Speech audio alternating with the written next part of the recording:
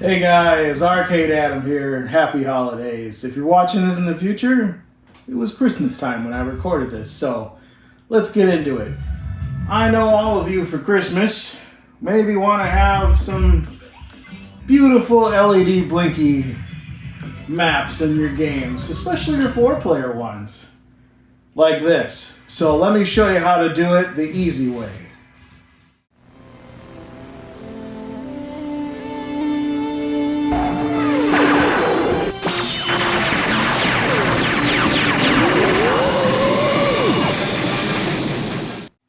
Alright guys, this is going to be one of those split screen jobs, so I apologize if it's not too clear, but we're recording our screen and I'm also trying to show you what's going on the control panel. Okay, so what do I mean by the easy way? This is a method for setting up your LEDBlinky map that I've never seen anybody else explain, and I stumbled across it randomly when I was trying to fix something in LEDBlinky, so I don't know if anybody's even talked about it. Maybe they have. They probably have. Like, this guy didn't build this thing and then not use it. Anyway, I don't know what I'm trying to say. I'm going to stop rambling, and I'm going to put the path to LEDBlinky on Manhattan Project drives on the screen right now, because I don't remember. Off the top of my head, it's like D, arcade. No, sorry. It's on the C drive. C drive, LEDBlinky, and it's nested. So the actual LEDBlinky is C, LEDBlinky, LEDBlinky. You want to make your setting changes inside of LEDBlinky. And so you're probably watching this because you've booted up and your map looks horrendous. It's got blue and it's got red. Well, here, we can make it look dumb using a different input file. Let me see if I can do that on the fly and edit that out. Do I have an old input map in here? No, I don't. Anyway, you know what I'm talking about. I'll put one up on the screen. Just sometimes they come straight from EHA messed up. Sometimes they get messed up in the course of who knows what happens. So anyway, with LEDBlinky, it's confusing as all get out because there isn't one place to define these things. There's actually 4. So there's the LEDBlinky input map, so that's this application. And I'm sure you've seen everybody talk about this. So if this is screwed up, obviously you're going to have a bad time. Let me put this in the center of the screen. And this is what tells each button. So this is player 1, button 1. And let me highlight that on here. And what you're establishing is player 1, button 1 is equal to key code left control. So when you're pressing this button, the IPac map is left control. And I can show you that too. Let me launch up WinIPac, or WinIPac, however you want to pronounce it. That is the software that determines which keyboard key is which button. LEDBlinky doesn't care. It just needs to know what it is. So if on our IPac configuration, player 1, button 1 is left control. See right there. So basically these two things have to map. They can be whatever you want them to be at the end of the day, and that's part of the problem, is that they all have to line up and you have infinite options, but we all try to do the same map. Shut up. Sorry, I couldn't. Shut up, Siri. No one wants to talk to you. Sorry, I had my Apple Watch go off. I must have said Siri, not Riri. But anyway, player 1, button 1 is left control.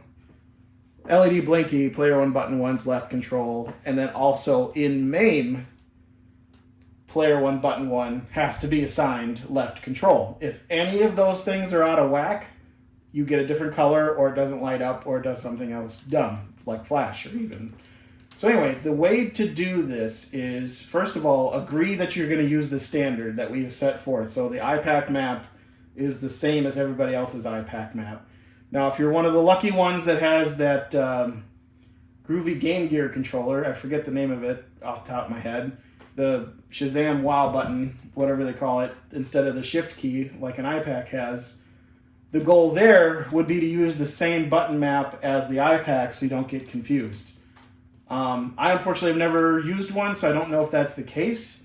But again, it doesn't matter what it is. This can be 3, this can be T, this can be Enter. It doesn't matter as long as MAME has that listed, LEDBlinky has it listed, and your keyboard controller software, the IPac or the Groovy Game Gear thing, says this is all the same button. So getting that out of the way, how do you do that the easiest? Well, like I said, have your keyboard controller map up if you need to reference it. If you don't know what it is, you can always open up Notepad and start throwing down buttons in here to see what they are. Or go get the map, or consult the EHA manual if that's got an accurate key map in it. Because you have to know what they are to do that. And then the next thing is make sure those buttons are assigned in main, which if you're playing your main game and it is working for you, then I'm not saving files here. Come on. Don't save. If your main game's working as expected, then you should be good to go. So, like I said, just the most important thing is keep everything aligned. All right, I'm going to stop rambling and show you this easy method thing that I was talking about, if I can find it. There we go. LEDBlinky config wizard. If we launch that, it's going to warn me because mine's already set up. Don't worry, I took a backup and I've done this before, so I should be able to fix it. But it's telling me that it's going to completely blow up everything if you do this. So we're going to hit yes. And this is like starting over. Your whole LEDBlinky configuration is now starting from scratch. And take the time to read these things because it has some great notes in here. And it tells you what all the other apps do and how it helps you figure out, like, okay, RocketBlinky is for configuring third-party systems. The animation editor is for creating your own animations when this thing freaks out. Simple Test LED is exactly what it says. And the troubleshooter, he took the time to make these guys and they actually work very well. So check those out. So this thing says I'm at the end of the line, but we need to go all the way to the beginning. We're going to go to page 1, and it's just going to walk you through the process. The wizard will take you through each key and assign things as you need to assign them. So the first page is how many players does your system support? I have 4, so it's 4. Now it wants to know where MAME is installed. And for Omega users, it's C, Users, Administrator, Launchbox, Emulators, MAME. For Manhattan Project users, it's D, Arcade, Emulators, MAME, and then a folder called 202 inside there. And then the path to the MAME.xml is the same. So it's within those 2 folders I just mentioned. And then which front end do you use? Manhattan Project, you're going to pick Hyperspin, and for those on Omega, you're going to pick Launchbox. And now it's going to say, okay, where's your path to big box settings.xml? Well, that's in the actual, I'm going to back out so you can see. It's in the administrator folder, Launchbox, and I believe it's within the data folder. I don't think that's root. Yep, it's in data. And then big box settings. And then it's going to ask you some, comfort questions, like, do you want an animation to start? And I do. I like an animation, so I think I usually go with pattern 69. Nice. And then when big box is active, do you want it to light the controls? You say yes. Do you want big box to demo game controls while scrolling through lists? So that's what I was showing you in the intro video that never worked very well in Hyperspin, or at least intermittently. Just when you're trying to pick your game, if you settle on one, it should demo the controls and show you what the controls are before you even launch the game. I personally like that. You pick your own. This is real personal preference right now. When a game starts, you can have it blink the controls and audibly tell you high kick, high punch, high attack, low punch, low kick, block, and so on and so forth. I don't like that when it launches the game. It kind of breaks the fourth wall for me. But I like it when you hit pause for it to do that. When a game is active, light the controls, yes. So you want your buttons lit while you're playing, and you hit next. And then this will ask you questions like, should your LEDs be illuminated? RGB, if you have any, should be lit as all white. Are all your LEDs illuminated? Oh, I think this thing's not doing it right because I have LEDBlinky running. So let me hit exit. Alright guys, I quick reinstalled LEDBlinky because it was still using my config and not doing what it should be. So we're back to where, at this time, all your LEDs should be illuminated. If you have any, they should be lit as white. So this is, during the wizard, this is what it's supposed to do. Are all of your LEDs illuminated? Yes, I see all of them lit up, including my pinball buttons. Like I said before, I have RGB buttons, so I'm going to pick RGB. I have a trackball, so I have something that's not a button. And we're going to hit next. Okay, and then this is the part where we left off, where it's going to identify each button. So if I hit next here, I don't know if you guys can see, it might not be on camera, my player 3 start button is blinking red. So I'm going to say I see it, it's red, and it's asking what kind of control it is. It's a button, and then it's waiting for me to press it so it knows what it is. And I pressed it and it came up key code 3, so it's button 3. So that's what's putting in. So each wired port requires a port label to help identify. So so again, it knows it's button 3 based on what I pressed, but it doesn't know that that's player 3 start. So you have to pick player 3 start. And it's asking, is it blinking white? And I'm going to hit yes.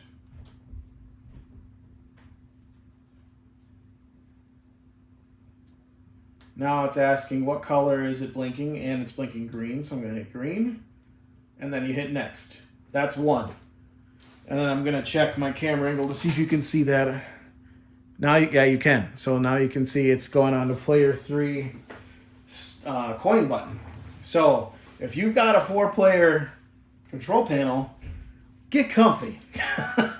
You got to answer like 8 questions for each button. So I see a blinking button. It's red. It's a button. It wants me to press it. It's key code 7. And now I need to label it as player 3 coin. And then is it blinking white? Yes. Is it blinking green? Yes. Next. So I'm going to do player 3 for you guys as an example. I'm not going to go through the whole thing. But you get the idea. So once you do this, once you get all the way through, you're good to go. So my player 3 button 1's blinking red. It's a button.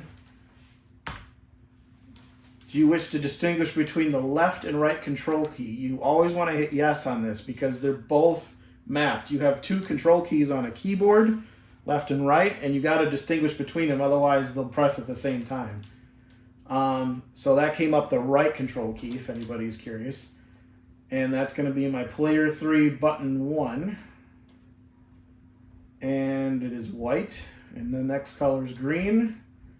Next. And then keep going. So now, see how it jumped? That's just how you physically wire the buttons on the pack LED. You can just plug them into any port willy-nilly.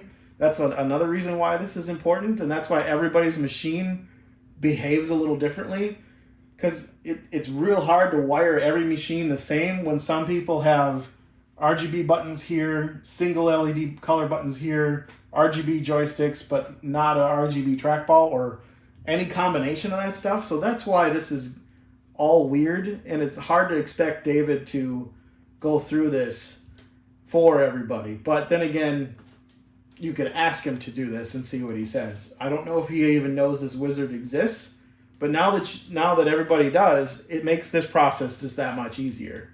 So we're going to say it's blinking red, it's a button, I'm going to press it, key code O, it's trying to trick us, that's actually player 3 button 4. Like I said, it's not going to come up in order all the time, so you got to stay on your toes there. White, green, next. And see how it went back up here. So now that's player 3 button 2, and it's not doing it in the exact order. But that's fine. It doesn't need to be. I mean, who cares if they're like all over the map? As long as you set them in the software correctly, it doesn't matter. So yep, red, it's a button. I'm going to press it. And we want to distinguish between left and right shift key, just like control. Excuse the sounds of pitter-patter feet above my head if you can hear that. The kids are well sugared. Player 3 button 2. And then it is white. And then that's green. Next. And you just keep going. So now we're doing player 3, button 5. It's red. It's a button. We press it. And we pick the label. And it's white. It's green. Next. Player 3, button 3. Yes, red button. Press it. It comes up as a comma. Now, don't pay attention to that. We're changing the key map on Omega, so that button is typically enter if you're on Manhattan Project, if you're wondering, if you're keeping score at home. Player 3, button 3. It's white. It's flashing green. Next. So yeah, like when I said get comfy, like bring a beverage. It's going to take a sec. That's a button. It's key code end. Also different from the Manhattan Project default key map, but don't worry. Player 3, button 6. I have to say this stuff out loud sometimes because this can get overwhelmed. It's one of those things where it asks you enough questions, like if you're not paying attention, your brain can get ahead of itself and trip you up. So anyway, I did player 3, the whole thing, and that's the process for that. So it won't even let me go to the next page, but basically at the end of the thing, you just hit save, and LEDBlinky is configured for you. You're done. There's not, after you've answered all those questions, you've pointed it at your main file and all those things, you're good to go. I'm going to close this because this isn't my LEDBlinky. I'm going to put it back and show you what it's supposed to look like, you know, in Launchbox. So I'm going to delete this because it's not running. And I'm going to rename my backup LEDBlinky folder. And we're going to go into Launchbox. And if I pick Open Ice, LEDBlinky should start. Should get my animation that I picked out. And then the Open Ice 4-player layout should show up. And if I pick Bucky O'Hare, I get a different one. And Backstreet Soccer and yada, yada, yada. And then if I go into these games, let's go into Open Ice. Make sure the volume's not crazy. I'll show you the other option I was talking about where I set it up to where obviously it's lit up in the game. But if I hit pause while it's in the game. Turbo. Shoot block. Pass steal. Up. Down. Left. Right. And it's going to speak the controls. Now, if you had an RGB joystick, when it said up, down, left, right, it would have flashed the joystick as well. So if we hit unpause again, we can actually get into the game. And you get your 4-player controls and who's better than you. So back out of here. Now to confirm that that's what you want, so if I go to view image, again, this is Omega Project only, but if I go to view images on here, if I can find it, see they recently updated and it's throwing me off. I got to oh, there it is, magnifying glass. I have, Launchbox has pictures of the cabinet, so there you go. So this is one I actually take issue with. The main colors file, this white, red, and blue, comes from the main.xml, which is the guys that are programming MAME, as far as I can tell. And sometimes they're not accurate. See how the actual control panel is red, blue, yellow for Turbo. So this is, to me, this is off. And some of the guys in the Omega Project, for their favorite games, we're taking issue with that, and we're mapping it exactly how it should be, according to the original control panel. And you can do overrides with that. And I can show you that in another video. It's a little longer process. This video is going to be long enough as it is, and I wanted it to just be a quick tutorial. But one game I wanted to show you an example of this is Teenage Mutant Ninja Turtles. Like everybody knows, we, thanks to Daniel Larson, we went ahead and mapped it to where blue, yellow, purple, red is the exact order of your characters on the screen. So when you select your character, the colors match in order with your turtle. And let me load that up real quick so that makes sense. And throw some coins at this.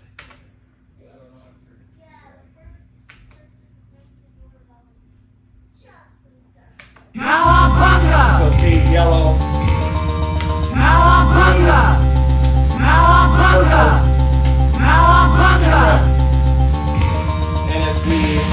exit out of here and go into the artwork and find a picture of the control panel.